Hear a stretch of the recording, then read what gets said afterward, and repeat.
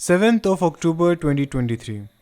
इस दिन कुछ ऐसा होता है जो इज़राइल के इतिहास में हमेशा के लिए दर्ज होने वाला था।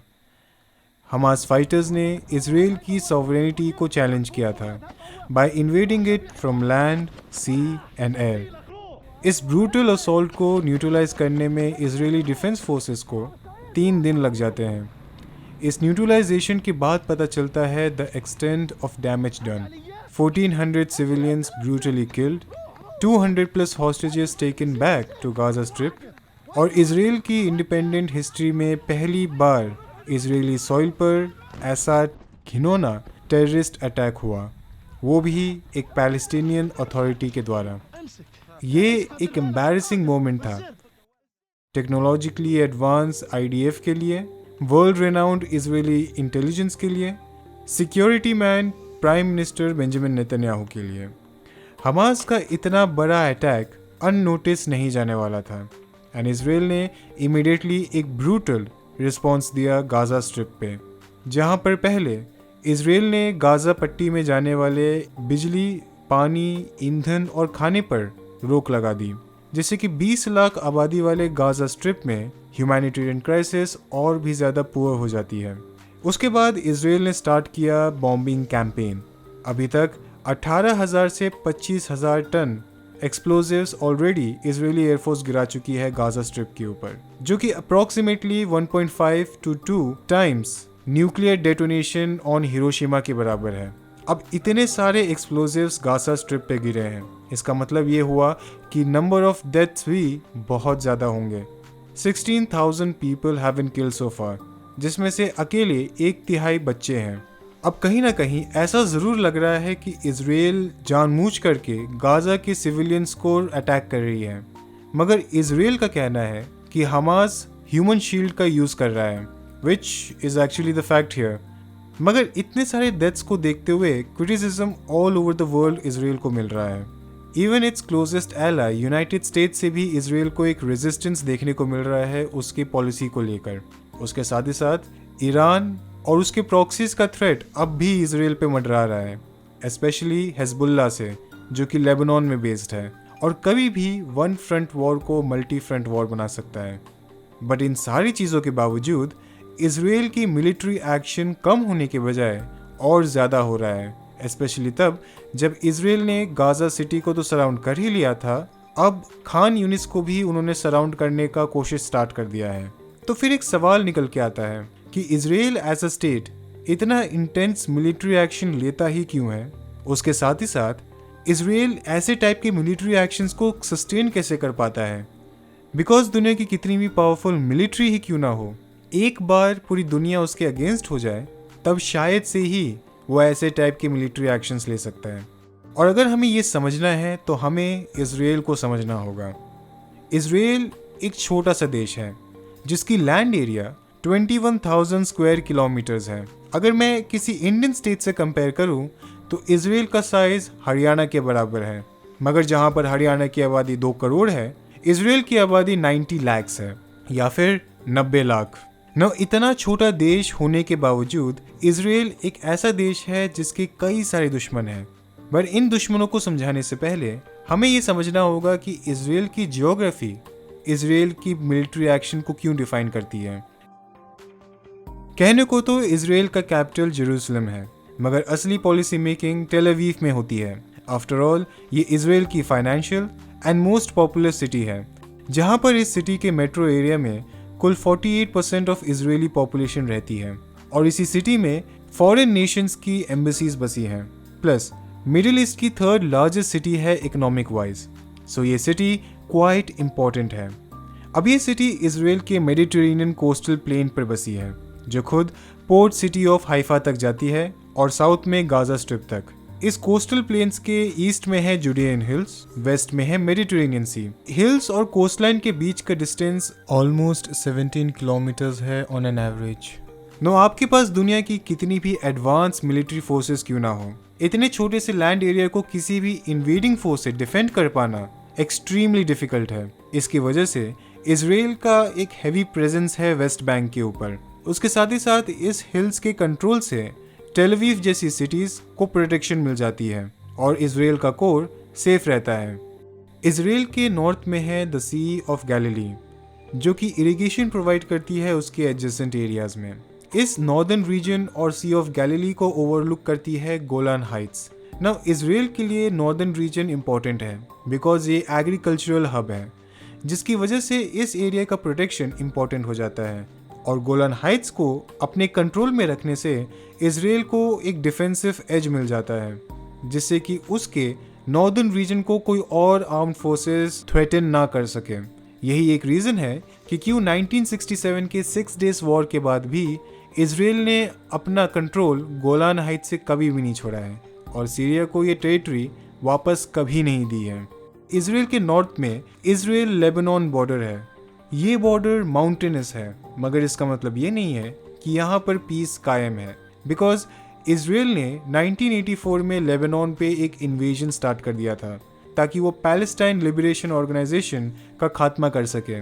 बट इस इन्वेजन के बाद एक नई पॉलिटिकल ग्रुप का स्टार्ट हो गया, हिजबुल्लाह। हिजबुल्लाह एंटी इजरायली शिया मिलिशिया ग्रुप है जिसको फंडिंग मिलती है ईरान से। आज के डेट में हिजबुल्लाह लेबनान की पावरफुल पॉलिटिकल पार्टीज में से एक है और एक सिग्निफिकेंट पावर रखती है इजरायली सिक्योरिटी को चैलेंज करने के लिए, जिसकी वजह से इसराइल की यहाँ पर भी कड़ी निगाहें रहती हैं ताकि वो अपने नॉर्दर्न रीजन को 2 हिस्सों से बचा सके। सी ऑफ गैलिली के साउथ में आता है डेथ वैली, जो कि एक नेचुरल बफर क्रिएट करती है between Jordan, Israel and West Bank. इसकी वजह से यहाँ पर आर्म्ड फोर्सेस का ज़्यादा प्रेजेंस नहीं है। इसराइल के साउथ में है नेगेव डेजर्ट, जो कि बफर का काम करती है, और इसराइल का स्पार्सली पॉपुलेटेड एरिया भी। इसी रीजन में इसराइल का न्यूक्लियर प्रोग्राम भी कंडक्ट किया जाता था, विच गोज टू शो कि ये एरिया कितना ज़्यादा डिजर्टेड है। ये डेजर्ट एक्सटेंड करता है साइनाई पेनिनसुला में भी। Negev desert as a buffer आज के डेट में पॉसिबल नहीं है, बिकॉज आज की टेक्नोलॉजिकली एडवांस आर्मीज ऐसे किसी भी डेजर्ट को आराम से क्रॉस कर सकती है। उसके साथ ही साथ साइनाई पेनिनसुला, जो कि इजिप्ट का हिस्सा है, वहाँ पर इजिप्शियन आर्म्ड फोर्सेस का कंट्रोल कम है, बिकॉज ये हार्ड टू एक्सेस एरिया है, जिसकी वजह से इस रीजन में इस्लामिक रेडिकलिज्म का होना बहुत ही ज़्यादा कॉमन है, जो कि एक नेशनल सिक्योरिटी थ्रेट क्रिएट करती है अगेंस्ट इसराइल, जिसकी वजह से इजरायली डिफेंस फोर्सेस का प्रेजेंस इस रीजन में भी रिक्वायर्ड है। इसराइल की जियोग्राफी तो ठीक है, मगर इसराइल की इसी जियोग्राफिकल फैक्ट्स में एक और ऐसी एंटिटी है जो हमेशा इसराइल के साथ जोड़ा जाता है, the state of Palestine. The state of Palestine basically 2 distinct areas में फैला हुआ है, Gaza strip and the West Bank. West Bank पे हमने पहले डिस्कस कर लिया कि कैसे इजरायली कंट्रोल आज भी कायम है in the form of area C. Palestinian authority भले ही चाहती है कि इसराइल एरिया सी को पैलेस्टाइन एज अ स्टेट को वापस कर दे, बट ये पॉसिबल नहीं है। उसके साथ ही साथ जो 7 लाख सेटलर्स इन एरियाज़ में हैं, वो भी एक रिस्ट्रिक्शंस लगा देती हैं इस प्लान को आगे ले जाने के लिए। वहीं पर गाजा स्ट्रिप एक ऐसा एरिया है जो हमेशा से ही इजराइल नेशनल सिक्योरिटी के लिए चैलेंजिंग रहा है, बिकॉज गाजा स्ट्रिप एक इन्वेजन ग्राउंड बन सकता है किसी भी फॉरेन आर्मी के लिए इजराइल पे अटैक करने के लिए, जो कि अपेरेंटली हमास ने वेरी वेल एविडेंट बना दिया, because Gaza strip same Mediterranean coastal plain पर ही बसा हुआ है। अब यहाँ पे समझने वाली बात यह है कि the state of Palestine and Israel के बीच में काफ़ी बड़ा इकोनॉमिक डिस्पैरिटी है। फॉर एग्जांपल, गाजा सिटी सबसे पूरेस्ट एरिया है पूरे के पूरे इजरायली एरिया के अंडर, जबकि टेल अवीव, जो कि कुछ 70 किलोमीटर्स अवे है, उसकी जीडीपी गाजा सिटी से कई गुना ज़्यादा है। और इसी डिस्पैरिटी को इसराइल कायम रखना चाहती है ताकि पैलेस्टाइन एज अ स्टेट कोई बड़ा and significant security threat Israel का ना बन पाए। इसका मतलब ये नहीं है कि इसराइल एज अ स्टेट ने पैलेस्टीनियन टेरिटरीज को जानबूझ करके इकोनॉमिकली डाउन रखा है, बिकॉज 1993 में इसराइल ने ऑस्लो अकॉर्ड साइन किया था, जिसके तहत इसराइल आज के डेट में पैलेस्टीनियन अथॉरिटीज़ को सिग्निफिकेंट बजट शेयर्स देती है पैलेस्टीनियन टेरिटरीज को डेवलप करने के लिए। वहाँ का करप्शन एक बहुत बड़ा रीज़न है कि क्यों पैलेस्टीनियन एरियाज़ आज भी उस लेवल पर नहीं आ पाए हैं जिस लेवल पर इजरायली टेरिटरीज आ पाई हैं। बट इसराइल की ओवरलैपिंग जुरिस्डिक्शंस की वजह से Palestinian authorities and Palestinian citizens in general difficult पाते हैं अपने आप को इकोनॉमिकली अपलिफ्ट करने में। इसकी वजह से पैलेस्टीनियन टेरिटरीज़ में अनएम्प्लॉयमेंट एंड पॉवर्टी बहुत ज़्यादा है, स्पेशली यूथ पॉपुलेशन में। और जिस भी देश में यूथ पॉपुलेशन पुअर और अनएम्प्लॉयड हो, वहाँ पर क्राइम्स बढ़ जाते हैं।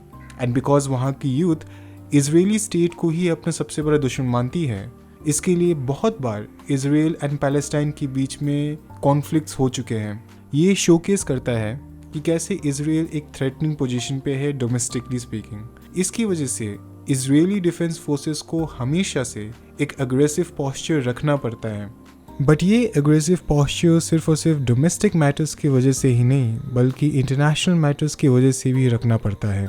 इजराइल का फाउंडेशन हुआ था 14 मई 1948 and ever since then Israel numerous conflicts में रहा है। and the reason behind it was कि state of Israel हमेशा से अरब नेबर्स को colonialism का प्रोडक्ट लगता था।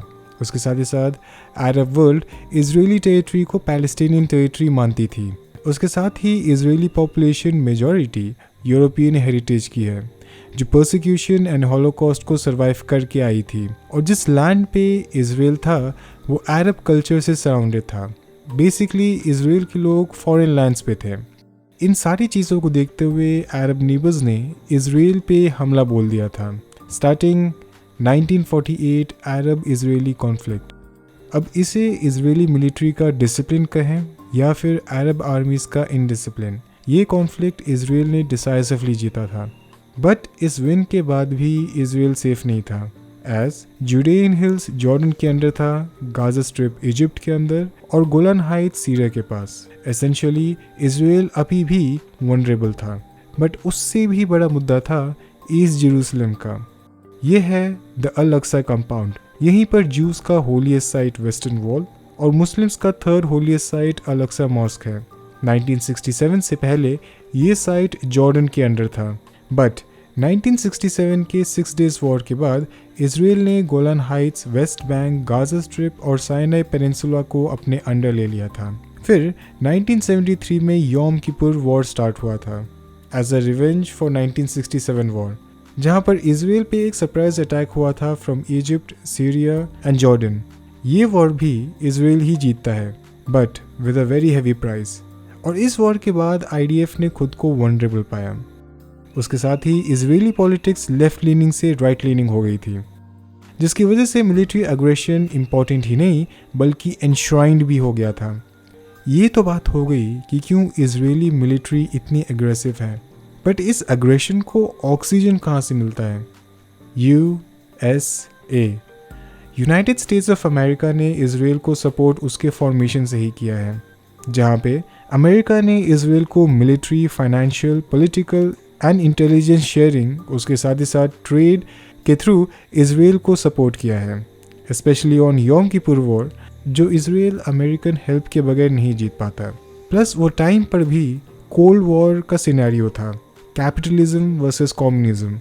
और योम किपुर वॉर में सोवियट्स ने अरब नेशंस को सपोर्ट किया था, वहीं पर यूनाइटेड स्टेट्स ने इजराइल को सपोर्ट किया था। अब यूनाइटेड स्टेट्स ने इजराइल की मदद तो की, वहीं इजराइल ने यूनाइटेड स्टेट्स को स्ट्रेटेजिक लोकेशन भी दे दी पूरे मिडिल ईस्ट में, एक ऐसा लोकेशन जो सुएज कैनाल से सिर्फ 250 किलोमीटर्स ही दूर हो, making it a strategic alliance. United States ने इजराइल को इंटरनेशनली तो बहुत सपोर्ट किया है, specially from the players such as Iran, Hezbollah and other enemies. उसके साथ ही साथ यूनाइटेड स्टेट्स ने इजराइल का support United Nation Security Council में भी दिया है। इन सारे सपोर्ट की वजह से ही एक तरीके से ईरान और इसके प्रॉक्सीज अभी भी इजराइल के अगेंस्ट वॉर स्टार्ट नहीं किए हैं on Israel attacking Hamas. But इस अलायंस की भी कुछ रेड लाइंस हैं, स्पेशली अभी के वॉर में इतने सारे इनॉर्मस डेथ्स। इस सिनेरियो को काउंटर करने के लिए इजराइल के पास न्यूक्लियर बॉम्ब का भी ऑप्शन है, जिसकी ज़रूरत उसे कभी पड़ने नहीं वाली है। मगर ये न्यूक्लियर बॉम्ब्स एक डिटरेंस का काम करती है अगेंस्ट इन्वेडिंग फोर्सेस, जिसकी वजह से इजराइल का मिलिट्री अग्रेशन नेक्स्ट लेवल पर चला जाता है। So to sum up, Israeli geography vulnerable है, जहाँ पर हर corner of the nation Israel के लिए इम्पोर्टेंट है और Jerusalem and Palestine plus historical facts और right leaning politics Israeli military को अपने एज पर रखती है, जिसकी वजह से इजरायली मिलिट्री का पोस्चर इतना अग्रेसिव है। Plus United States of America and nuclear weapons के सपोर्ट की वजह से ये एग्रेशन सस्टेनेबल हो जाती है। अब इजराइल एज अ स्टेट को कोई फ़र्क नहीं पड़ता है कि वो कितने सारे इंटरनेशनल लॉ को तोड़ दें या फिर कितने सारे इनोसेंट सिविलियंस की जान ले लें, जब तक हमास जैसे ग्रुप है जो इजराइल के लिए एक नेशनल सिक्योरिटी चैलेंज है, वो तब तक हमला करता रहेगा। और इस हमले के बदले में अगर इजराइल को ज़्यादा से ज़्यादा क्रिटिसिज्म ही सुनने को मिल रहा है तो ये एक्शन वर्थ इट है। अगर आप मेरे वीडियो में यहाँ तक आ चुके हो, इसका मतलब ये है कि आपको मेरा कंटेंट पसंद आया है। अगर आपको मेरा कंटेंट पसंद आया है तो प्लीज़ इस चैनल को सब्सक्राइब करें, उसके साथ ही साथ इस वीडियो को लाइक एंड शेयर भी कर दें। और इन सब चीज़ों के लिए आपका धन्यवाद।